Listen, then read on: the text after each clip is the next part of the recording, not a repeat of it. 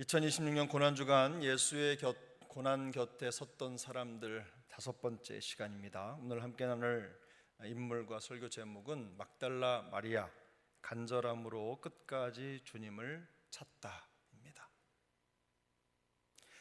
예수님께서는 겟세마네 동산에서 기도하시던 그 밤에 군사들에게 잡히셨습니다. 마가복음 14장 50절을 보면 제자들이 다 예수를 버리고 도망하니라 라고 증언합니다. 불행하게도 따르던 12제자가 그 자리에서 다 도망쳤습니다. 마태복음 26장 31절은 말씀합니다. 그때 예수께서 제자들에게 이르시되 오늘 밤에 너희가 다 나를 버리리라. 기록된 바 내가 목자를 치리니 양의 떼가 흩어지리라 하였느니라. 주님께서는 이조차도 하나님의 말씀을 이루는 과정으로 사용을 하십니다. 제자들이 자기를 버리고 도망을 쳤지만 그 또한 이미 알고 계셨고 스가랴 선지자의 예언의 말씀을 들어서 말씀하심으로 이 모든 과정이 하나님의 뜻 가운데 말씀대로 이루어지고 있다는 것을 그대로 보여주고 있습니다.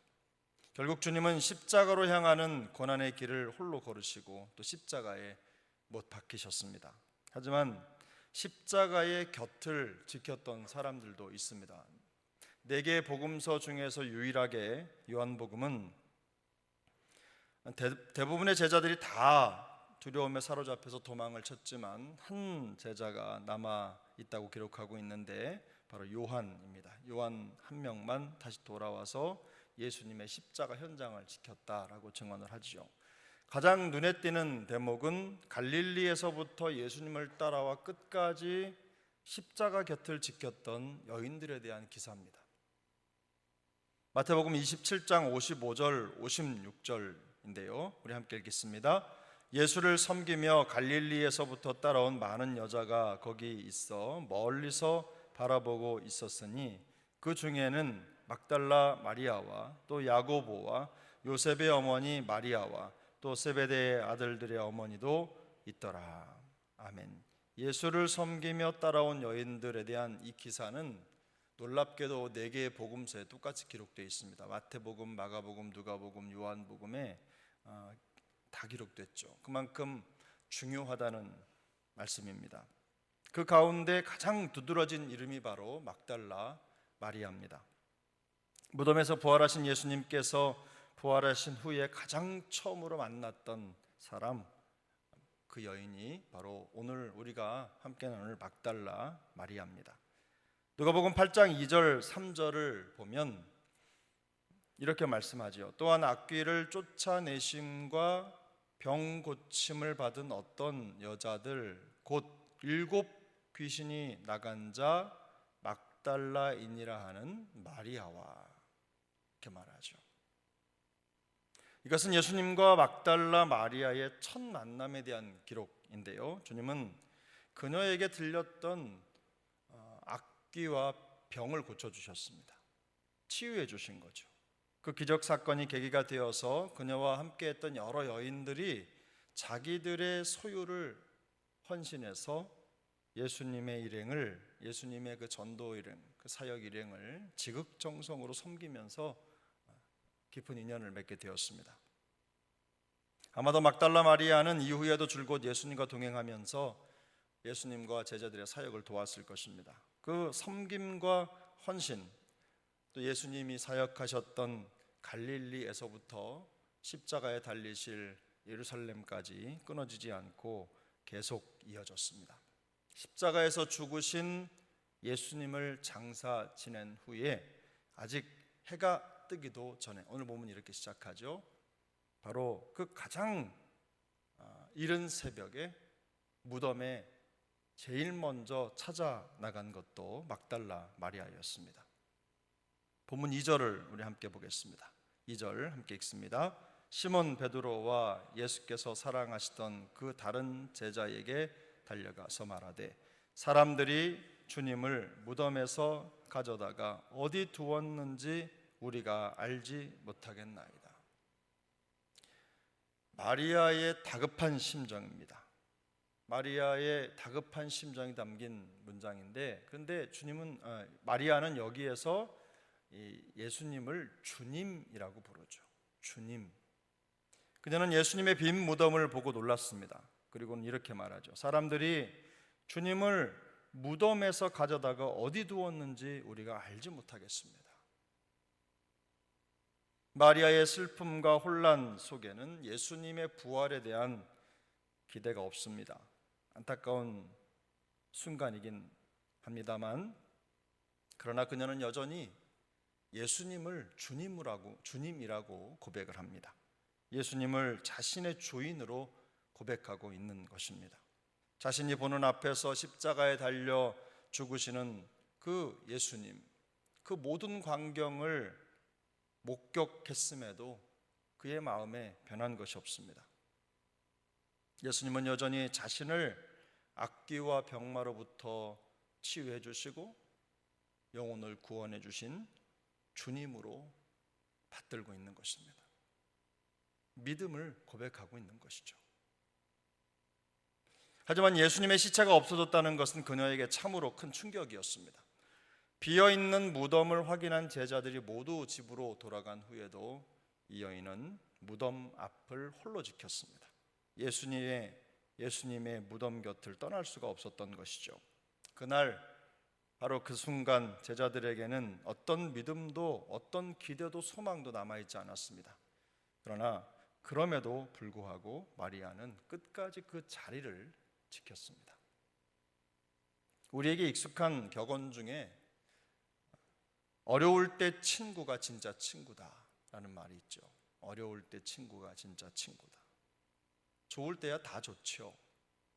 근데 어려울 때 곁에 남아있는 친구, 또 어려움을 함께 해줄 수 있는 친구가 진짜 좋은 친구다라는 뜻일 것입니다. 초지일관 변함없는 마음으로 예수님의 곁을 지키지 않은 사람. 제가 말씀을 잘못 드렸습니다. 초지일관 마음이 변하지 않고 예수님의 곁을 떠나지 않은 사람, 이렇게 말씀을 드려야 되는데 반대로 말씀을 드렸습니다. 초지일관 변함없는 마음으로 예수님 곁을 떠나지 않은 사람, 막달라 마리아. 이 막달라 마리아와 같은 사람을 두고 바로 어려울 때 친구가 진짜 친구다라는 말을 하는 것일 것입니다. 막달라 마리아의 이런 모습에는 주님에 대한 강한 신뢰가 엿보입니다. 주님에 대한 신뢰와 사랑을 볼 수 있죠. 물론 그녀 역시도 사흘 만에 부활하시겠다는 주님의 말씀을 기억하지 못했던 제자들의 믿음과 별반 다르지 않은 모습이 있습니다. 온전한 믿음을 갖지 못한 것이죠. 예수님의 말씀을 끝까지 신뢰하지 못한 겁니다. 잊어버렸어요. 다들 사흘 만에 주님이 부활하시겠다고 하신 그 말씀을 다 잊어버렸고 그 약속도 믿지 못했습니다. 우리 모습이랑 다르지 않아요. 말씀을 그렇게 들어도 잊어버리고 그렇게 읽어도 그 말씀대로 살지 못하는 우리의 모습과 일반입니다. 다르지 않아요. 하지만 집으로 돌아간 제자들과 무덤 앞에 서 있는 막달라 마리아, 이 둘 사이에는 비교할 수 없는 큰 차이가 있습니다. 제자들은 고난의 자리를 떠났고 마리아는 끝까지 주님을 찾았습니다. 제자들은 포기했고 마리아는 주님을 포기하지 않았습니다. 부활을 더디 믿는 제자들은 책망을 받았고 마리아는 사명을 받았습니다. 오늘 본문 17절을 한번 보겠습니다. 17절 함께 읽습니다. 예수께서 이르시되 나를 붙들지 말라. 내가 아직 아버지께로 올라가지 아니하였노라.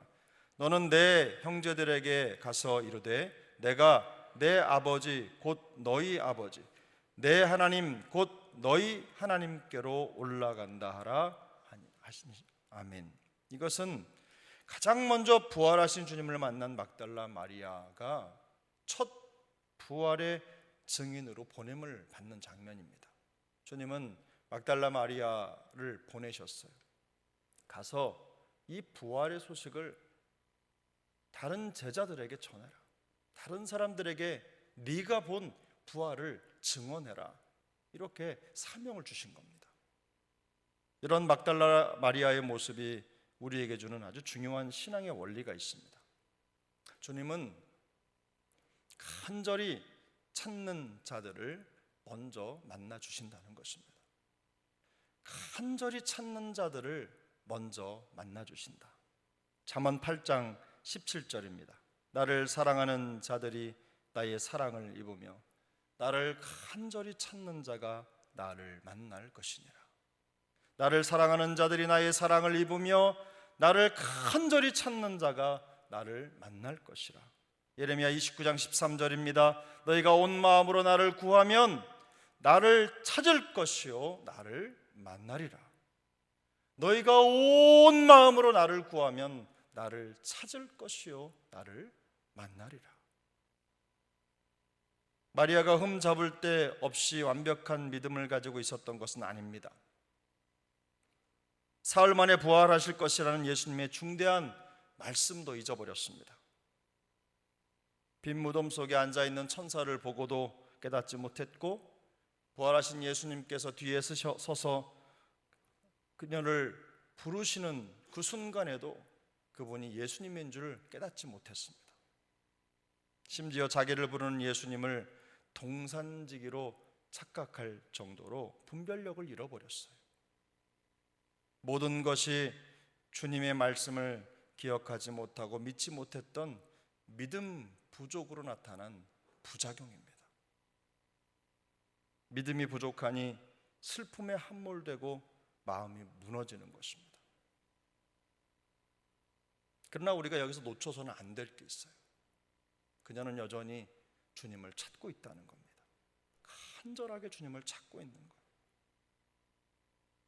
빈 무덤을 떠나가지 못하고 깊은 슬픔에 잠겨서 울던 그녀의 모습도 사실은 이 간절한 마음에서 오는 것입니다.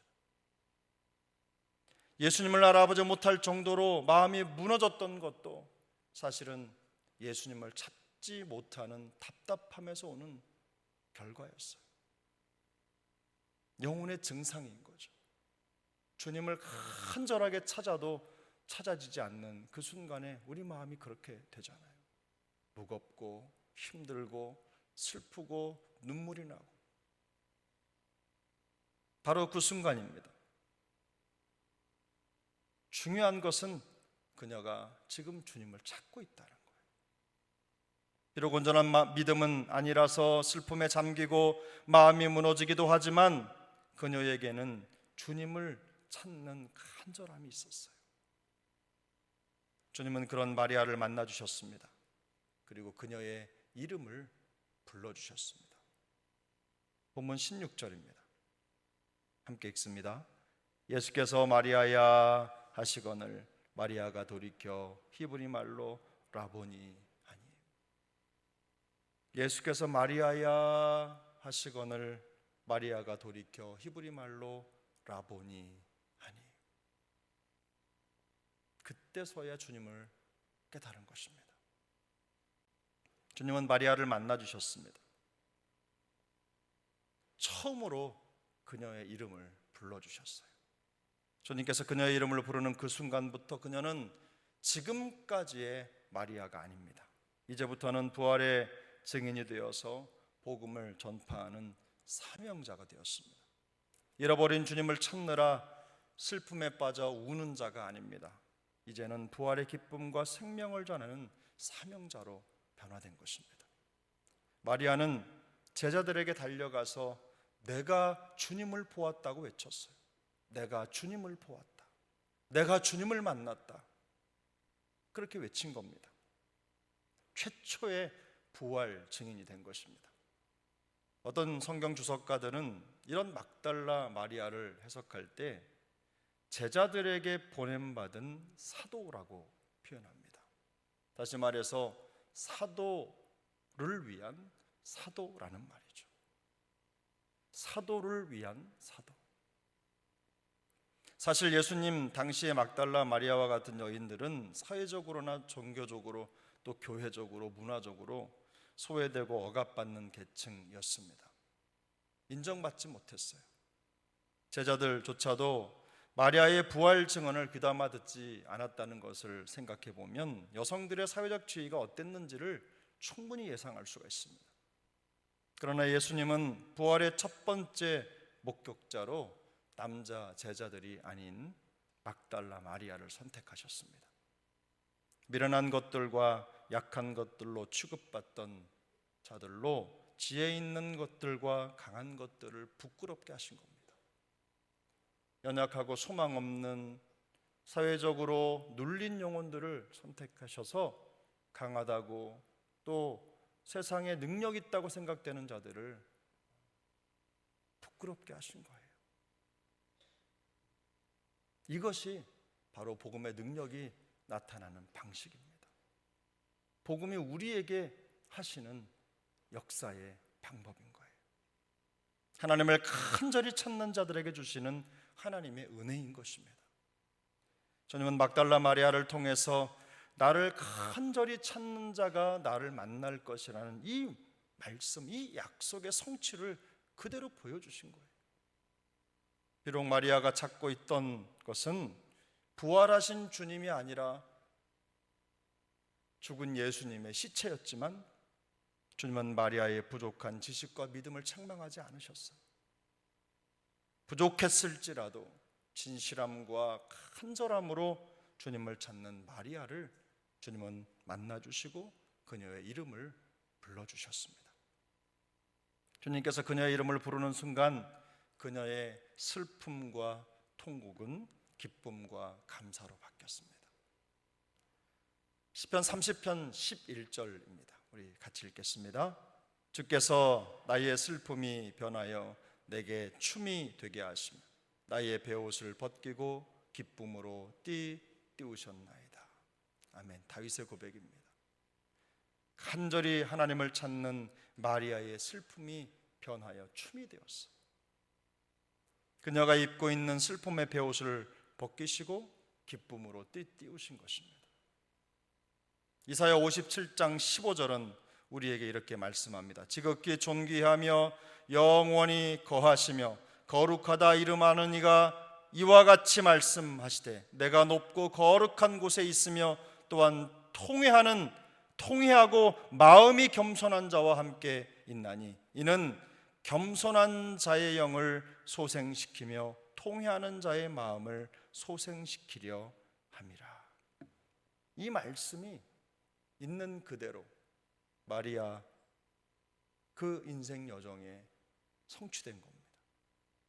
하나님을 간절히 찾는 자 그 막달라 마리아에게 이 말씀이 이루어진 것입니다. 이런 은혜가 우리 모두에게도 있었으면 좋겠습니다. 하나님을 찾을 때, 하나님을 간절하게 부를 때 이 말씀의 역사가 우리 안에 풍성하게 나타날 수 있기를 예수님의 이름으로 축복합니다. 막달라 마리아가 부활하신 주님을 만난 것은 사랑의 마음으로 주님을 찾는 자를 하나님께서 결코 외면하지 않으신다는 것을 보여주신 은혜의 사건입니다. 우리의 지식이 부족하거나 상황이 절망적일지라도 하나님을 찾으면 하나님은 반드시 자신을 찾는 자들에게 자기를 나타내 보여주신다는 것을 확증해 주신 것이죠. 그러므로 주님을 더 깊이 만나고 삶의 변화가 필요한 성도라면 바로 이 원리를 마음속에 새기고 날마다 이걸 실천하셔야 합니다. 우리가 반드시 따라야 할 주님을 만나는 원리가 있습니다. 무엇이겠습니까? 첫 번째로 주님을 간절히 찾으셔야 합니다. 주님을 간절히 찾으셔야 주님을 만날 수 있어요. 그녀가 이렇게 행동한 것은 아침에 일찍 일어나서 무덤가에 올라가서 주님을 찾지 않습니까? 이런 그녀의 행동에는요, 우선순위가 어디에 있는지를 명확하게 보여주는 그런 장면인 거예요. 일찍이 아직 어두울 때에, 해도 뜨기 전에 그녀는 예수님의 무덤을 찾아갔어요. 인생의 하루의 삶의 우선순위가 주님을 찾는 데 있었던 것입니다. 하루 중 모든 일에서 하나님을 가장 먼저 찾는 일에 우선순위를 두는 것, 바로 이것이 우리가 해야 될 일인 줄로 믿습니다. 날마다 매일 아침 주님을 찾는 일에 우리의 마음을 쏟아야 되는 거예요. 당장 응답이 없을지라도 포기하지 말고 하나님을 찾는 자리에 머물러 있어야 합니다. 제자들이 떠난 후에도 그 자리를 지켰던 막달라 마리아처럼 주님을 찾으려는 그 간절함으로 믿음의 자리를 지키는 것, 바로 그것이 우리가 해야 될 일인 줄 믿습니다. 그런 은혜가 있길 바랍니다. 두 번째로는 주님께서 우리의 이름을 알고 계시다는 사실을 확신하는 것입니다. 우리 출애굽기 33장 17절 말씀을 함께 읽겠습니다. 출애굽기 33장 17절입니다. 여호와께서 모세에게 이르시되 내가 말하는 이 일도 내가 하리니 너는 내 목전에 은총을 입었고 내가 이름으로도 너를 알미니라. 내 목전에 은총을 입었고 내가 이름으로도 너를 알미니라. 모세가 마음이 답답했습니다. 그래서 하나님께 여쭈어요. 하나님, 제가 하나님의 은총을 입었다는 것을 어떻게 알 수 있습니까? 이렇게 물었을 때 하나님이 모세에게 이렇게 답해 주신 거예요. 내 목전에서 내가 은총을 입었고 내가 이름으로도 너를 안다. 내가 이름으로도 너를 안다. 하나님이 우리의 이름을 아신다는 것은 우리의 모든 아픔과 상처와 고통뿐만 아니라 우리의 모든 필요를 아신다는 말씀입니다. 다윗은 이렇게 고백합니다. 시편 139편 1절입니다.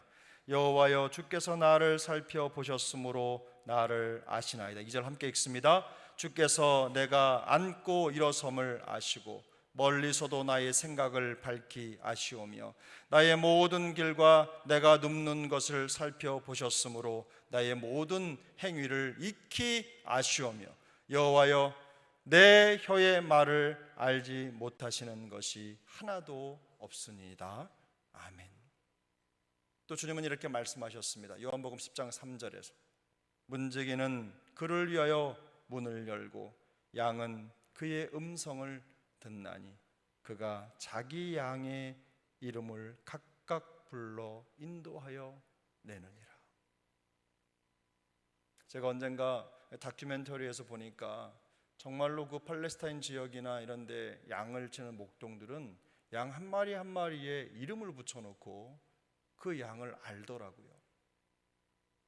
양도 목자가 부르는 음성을 듣고 자기를 부르는 줄 안답니다.